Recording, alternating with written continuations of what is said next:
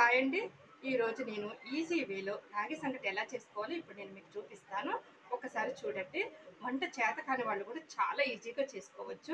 రాగి సంగటిని ఇష్టపడిన వాళ్ళు ఉంటారు కదండి. ఇప్పుడు నేను చూపిస్తాను, వాళ్ళు కూడా ఈజీగా చేసేసుకోవచ్చు. వచ్చేయండి. ఫస్ట్ రాగి పిండిలో ఇలా వాటర్ పోసుకొని ఉండలు లేకుండా చక్కగా అంతా కలిసిపోయేలా కలుపుకోవాలండి. ఒక గిన్నెలోకి వేడన్నాన్ని తీసుకొని ఇలా బాగా మెత్తగా స్మాష్ చేసేసి కొద్దిగా నీళ్లు వేసుకుంటూ చక్కగా స్మాష్ చేసేసుకోవాలండి. ఈ విధంగా కలిపి పెట్టుకున్న అన్నం ముద్దలోకి రాగి పిండి కూడా మనం కలిపి పెట్టుకున్నాం కదండి, అది పోసేసుకోవాలి. పోసుకొని అన్నంలో మొత్తం కలిసేలాగా కలుపుకోవాలి. ఇలా దానికి సరిపడా నీళ్ళని మనం మరిగించుకుంటూ అందులో సాల్ట్ వేసుకోవాలి.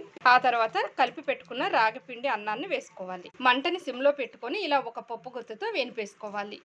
ఇలా 5 నిమిషాల పాటు మీరు ఉడికిచ్చారంటే రాగి సంకటి చాలా ఈజీగా రెడీ చేసేసుకోవచ్చు. రాగి జావకి కాంబినేషన్ అయిన